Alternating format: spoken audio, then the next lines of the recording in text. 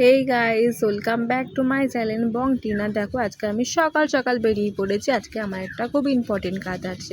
তোমাদেরকে good morning বলা হয়নি, সকলকে জানাই গুড মর্নিং। দেখো আমি এখন বেরিয়ে পড়েছি। বাইরে না প্রচণ্ড রোদ, আর দেখো রোদের মধ্যে কাজ তো করতে হবে, তাই না? এবার দেখো গাইস, ওই দেখো ছুটতে ছুটতে আসবে একজন। ওই দেখো আসছে, ছুটতে ছুটতে আসছে, সোনাই আসছে। কারণ সোনাইকে আজকে আমি স্কুলে দিতে আসতে পারিনি, কারণ কাজটা একটু ইম্পর্টেন্ট ছিল। কিন্তু আমি সোনাইয়ের সাথে রাস্তায় দাঁড়িয়ে বেশিক্ষণ কথা বলতে পারিনি, কারণ কথা বললে ও আমার সাথে যাওয়ার বায়না করবে। তাই আমি আর কথা বলিনি। দেখো মা দিয়ে আসলো। দেখো গাইস, আমি আবার বেরিয়ে পড়েছি ছাতা নিয়ে, কারণ খুব রোদ আমাদের চারপাশটা। দেখো গাইস, খুব সুন্দর লাগছে অনেক দিন পর এই রাস্তাতে এসে, কারণ এই রাস্তায় অনেক মাস হলে আসা হয় না। কারণ সবাই জানো আমি প্রায় 7 মাস মতো মুম্বাইতে থেকে এসেছি, আর তাছাড়াও এই রাস্তাতে খুব একটা আসা হয় না, জানো তো। দেখো গাইস, আমি দূর থেকে কাকে একটা যেন দেখতে পেলাম। হ্যাঁ, ঠিক ধরেছি, এটা তো তপন। ওকে আমি ভালোবেসে তপা বলে ডাকি। দেখো ওর সাথে দেখা হলেই দেখো একটা আলাদাই ভাইবস একটা ক্রিয়েট হয়ে যায়, কারণ ওর সাথে দেখো একটু মজা ফুর্তি নিয়ে থাকে ও সবসময়।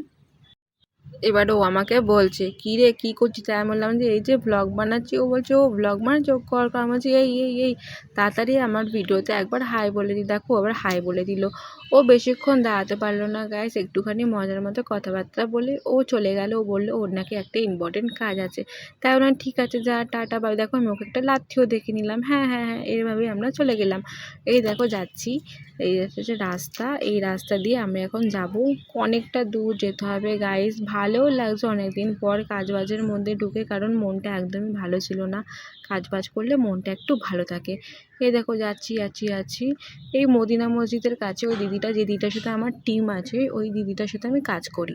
ওই দিদিটা দেখো ওই দূরে দাঁড়িয়ে রয়েছে, দেখতে পাচ্ছ তোমরা সবাই, ঠিক ওখানে দাঁড়িয়ে রয়েছে দিদিটা।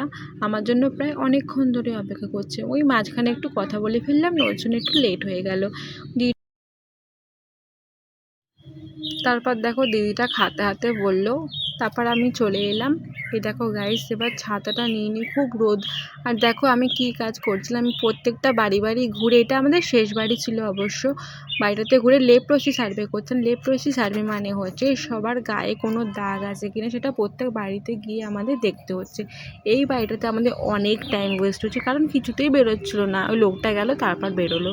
যাই হোক, লাস্ট বাড়ি কমপ্লিট করে এখন আমার কাজ একটু শেষ হলো। আমি আবার বেরিয়ে পড়েছি। এবার হেলথ সেন্টারে আমার রিপোর্টটা জমা দেব। জমা দিয়ে তারপর আমার ছুটি, তারপর আমি চলে যাব বাড়ি। তাই গাইস, সবাই ভিডিওটা একটু স্কিপ না করে সবাই ভিডিওটা দেখো। বাই গাইস, বাই সবাইকে।